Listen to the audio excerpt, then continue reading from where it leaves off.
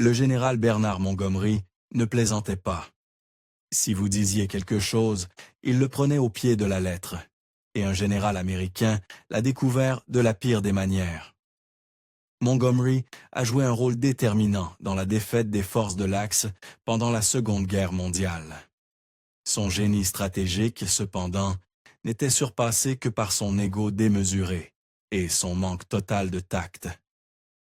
L'homme que Winston Churchill lui-même décrivit comme imbattable dans la défaite, insupportable dans la victoire.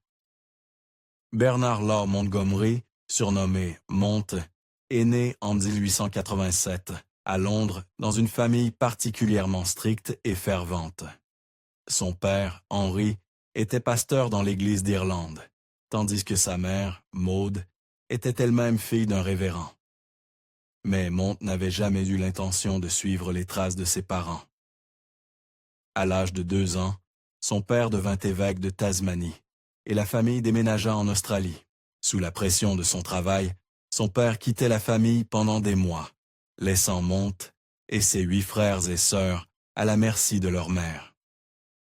Débordée par l'éducation de sa famille dans un lieu inconnu, elle ignorait souvent Monte et ses frères et sœurs. Pourtant, lorsqu'elle lui prêtait attention, elle lui infligeait des corrections spectaculaires, généralement pour ce qu'elle considérait comme de l'insubordination. Peut-être à cause du style parental de sa mère et de leurs incessants conflits, Monte développa très tôt une inclination pour la bagarre. Il s'en prenait à ses camarades d'école, plus petits et moins puissants. Il jouait à des jeux cruels et autoritaires avec eux, forçant même un jour un groupe de garçons à monter une échelle et à traverser un toit, les mains attachées ensemble. Heureusement, la période troublée de Monte en Australie prit fin en 1901, lorsque sa famille retourna à Londres. Mais le mal était fait.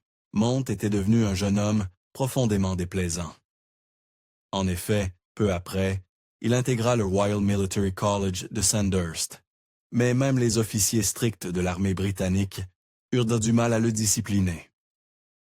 Ses supérieurs envisagèrent presque de l'expulser pour son indiscipline et sa violence, qui devaient être particulièrement marquées pour que l'armée envisage une telle mesure.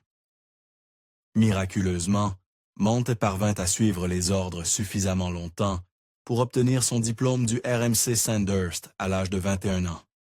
Et il était impatient de se salir les mains ou de les couvrir de sang. Peu après avoir obtenu son diplôme, Monte participa à des combats en Inde. Et peut-être en raison de sa brutalité au combat, il parvint à atteindre le grade de lieutenant.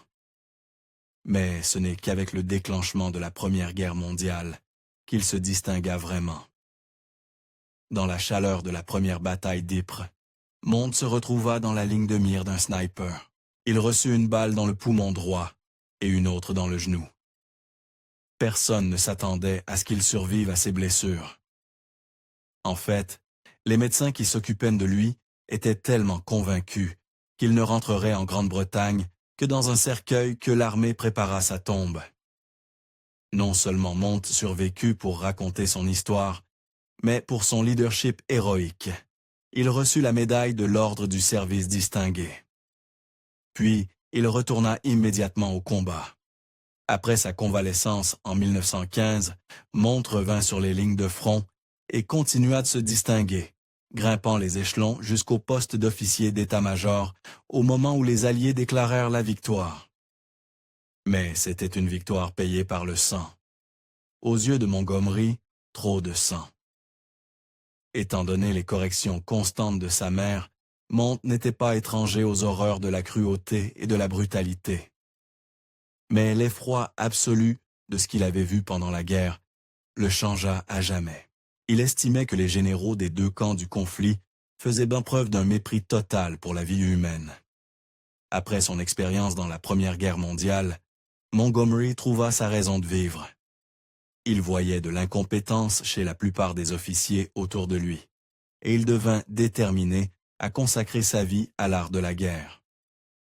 Pour atteindre un grade significatif au sein de l'armée britannique, il savait qu'il avait besoin d'une meilleure éducation et d'une meilleure attitude. Manquant des bonnes relations familiales et d'une capacité élémentaire à obéir aux ordres de ses supérieurs, Mont échoua à entrer au Staff College, un terrain d'entraînement essentiel pour quiconque aspirait à un haut commandement dans l'armée britannique. Mais une invitation fortuite à jouer au tennis le mit face à face avec le commandant en chef, le maréchal Sir William Robertson. Il impressionna suffisamment le commandant pour obtenir une place au Staff College. Encore une fois, Mont ravala son ego assez longtemps pour obtenir son diplôme en 1921 en tant que major de brigade. Cependant, il se retrouva rapidement dans une situation sans issue. Affecté à la 17e brigade d'infanterie en Irlande, Mont fut chargé des opérations de contre-insurrection contre les nationalistes irlandais. Confronté à cette situation sans victoire possible, Mont abandonna toute notion de clémence ou de pacifisme. L'Irlande fut le premier véritable poste de commandement de Monté, et il apprit rapidement qu'il n'était pas aussi redoutable qu'il le pensait. En mai 1922, il mena une force importante dans la ville de Macroom à la recherche d'officiers britanniques portés disparus. Il espérait que sa démonstration de force obligerait le commandant de l'ARA, Charlie Brown, à lui remettre les hommes. Brown attira Monté dans un piège en acceptant de négocier à l'extérieur des portes du château. Pendant ce temps, des dizaines de volontaires de l'IRA avaient pris position tout autour de Monté et de ses hommes. Brown lui donna 10 minutes pour quitter la ville, et Mont n'eut d'autre choix que de battre en retraite. Il ne le savait pas encore, mais l'IRA avait déjà exécuté les officiers britanniques disparus. Mais ce n'était que la revanche pour les actes innommables que Mont leur avait infligés. En Irlande, Mont lança une campagne de terre brûlée d'une barbarie sans nom. Quand il ne réduisait pas les maisons des gens en cendres, Mont essayait d'avoir une semblance de vie personnelle, mais son dévouement fanatique à sa carrière dans l'armée britannique rendait cela difficile. Ce n'était qu'à la fin de la trentaine, en 1925, que Monté parvint à construire quelque chose ressemblant à une vie amoureuse. Son premier intérêt romantique fut d'une jeune fille de 17 ans nommée Betty Anderson. Apparemment, sa conception d'une promenade romantique sur la plage incluait le dessin de diagrammes dans le sable de déploiement hypothétique de troupes et de véhicules blindés. Inutile de dire que cela ne l'impressionna pas vraiment, et elle refusa sa demande en mariage. Quelques années plus tard, Monté rencontra Elizabeth Carver. En MB, en tant que sœur veuve d'un officier de l'armée britannique, elle et ses 2 fils s'intégrèrent parfaitement dans la vie de Monté. Pendant un temps, il sembla qu'il avait réussi à se construire une famille. Même ses beaux-fils semblaient l'admirer, 10 ans plus tard qu'il avait fait une chose très courageuse, en épouse leur mère veuve. Quelques années après leur mariage, Mont et Carver eurent un enfant ensemble, un fils nommé David. Mais malgré tous ses efforts, Montgomery ne pouvait échapper à la tragédie. Alors qu'ils étaient en vacances à Burnham-on-Sea, Carver reçut une mystérieuse piqûre d'insecte. La piqûre s'infecta gravement, nécessitant l'amputation de sa jambe. Son état ne s'améliora pas, et elle développa soit une septicémie, soit un sepsis. Tragiquement, tout ce que Mont pouvait faire était de tenir sa femme dans ses bras alors qu'elle s'éteignait peu à peu. Complètement dévasté, Montgomery résolut de se jeter à corps perdu dans son travail juste après les funérailles. Il abandonna tout espoir d'une vie normale et se redédiqua à l'armée. Il fut rapidement promu au rang de major général et envoyé en Palestine mandataire, loin du souvenir tragique de sa chère épouse disparue. Là-bas, le veuf endeuillé passa ses frustrations sur la grande révolte palestinienne, écrasant toute résistance. Moins d'1 an plus tard, il était de retour en Angleterre, en quête d'un autre combat. Il allait en avoir plus qu'il n'en demandait. Quelques mois seulement après son retour en Angleterre, la Seconde Guerre mondiale éclata en Europe. Mont se retrouva de nouveau en France, au sein de la 3e division. Son leadership dans les premières étapes de la Seconde Guerre mondiale s'avéra inestimable. Alors que les autres divisions en France commençaient à s'enterrer pour se défendre, Monte entraîna la 3e division pour en faire la meilleure force combattante à l'ouest du Rhin. Il insistait souvent pour que leurs exercices d'entraînement aient lieu la nuit, lorsque les conditions étaient mauvaises. Malgré quelques plaintes de ses hommes, son entraînement rigoureux sauva des vies. Au moment où le conflit commença pour de bon, la 3e division de Monte s'était déjà forgé une réputation de formation très agile et flexible, et il le fallait. Alors que la France tombait aux mains des forces de l'Axe, la 3e division de Monte était au bon endroit, au bon moment, pour couvrir la retraite britannique à Dunkerque. C'est lors de ce premier déploiement en France que certaines des excentricités de Monte se firent remarquer. La plus notable était peut-être sa pratique stricte d'aller se coucher à précisément 21h30 tous les soirs, tir d'artillerie ou pas. Avant de se retirer pour la soirée, il donnait un seul ordre à ses hommes, ne pas le déranger, sauf bien sûr en cas d'urgence. En 1942, la situation tournait en faveur des Alliés, et Winston Churchill avait besoin d'un nouveau commandant sur le terrain en Afrique du Nord. Malgré, ou à cause de, sa réputation d'homme obstiné, Churchill choisit Monte. Mais l'attendait dans le Sahara le redoutable maréchal allemand, le renard du désert, Erwin Rommel. Lors de sa toute première réunion dans le désert avec ses officiers, Monte déclara clairement qu'il battrait Rommel ou mourrait en essayant. Monte passa des mois à repousser les offensives répétées de Rommel et à préparer une bataille décisive. Mais aux yeux de ses supérieurs, cela ressemblait à de la faiblesse. En Angleterre, Churchill exigeait de l'action, mais Monte l'ignora et continua de renforcer la 8e armée. Fin octobre 1942, à la grande joie et au soulagement de ses supérieurs, Monte lança sa contre-offensive tant attendue.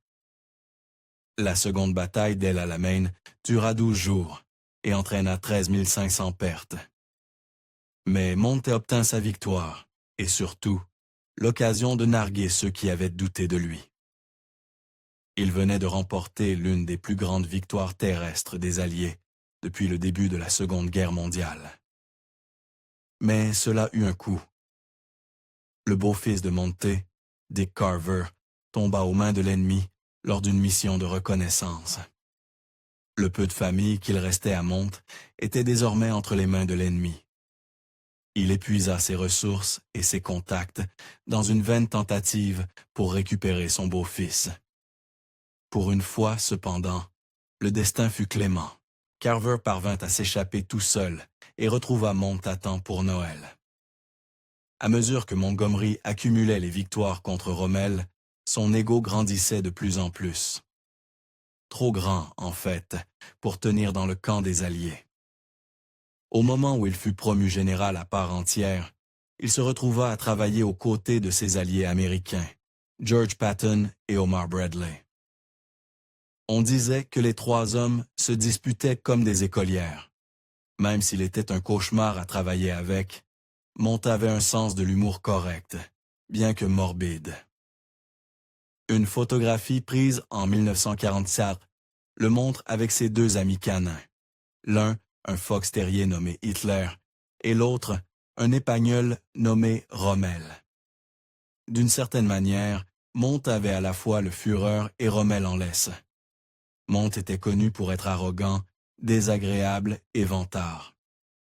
Il était aussi étrangement littéral. Par exemple, il fit un pari avec le général américain Walter Bedell Smith qu'il pourrait capturer la ville de Sfax avant la mi-avril 1943. Pour plaisanter, Smith paria que si Montgomery réussissait, il lui donnerait personnellement un Boeing B-17. Alors que Smith plaisantait, évidemment, Monte, lui, ne plaisantait pas. Comme il l'avait prévu, Monte captura Sfax début avril et contacta immédiatement Smith pour récupérer son gain. Quand Smith réalisa qu'il ne plaisantait pas, il dut aller, penaud, voire le général Eisenhower, qui lui remit à contre-cœur un Boeing B-17 entièrement équipé. En 1949, la mère de Monte mourut, mais le temps n'avait pas atténué son ressentiment envers elle pour son style parental brutal. Alors âgé de 62 ans, Lord Montgomery choisit de ne pas assister aux funérailles de sa propre mère, prétendant qu'il était trop occupé. Après la Seconde Guerre mondiale, Montgomery occupa plusieurs postes de haut rang, mais il n'exerça jamais autant d'influence qu'il l'aurait voulu. Et il ne pouvait s'en prendre qu'à lui-même et à sa mauvaise attitude. Vers la fin de sa vie, Montgomery adopta des opinions controversées qui trahissaient le fait qu'il avait peut-être survécu à son utilité. Il était un fervent partisan de l'apartheid en Afrique du Sud et un opposant aux droits des homosexuels. Monte n'exigeait pas seulement la discipline de ses hommes, il l'attendait aussi de lui-même. Tout au long de sa vie, il fut abstinent, particulièrement dévoué à son régime végétarien et chrétien pratiquant. En d'autres termes, il n'est pas tout à fait clair que, durant ses 88 ans, il ait apprécié autre chose qu'un bon combat. Merci d'avoir regardé History Exposed. Si vous aimez découvrir les meilleures histoires de l'histoire, cliquez sur « J'aime » et abonnez-vous pour continuer à explorer avec nous. N'oubliez pas de visiter notre page principale, Factinet, pour d'autres faits incroyables sur tout.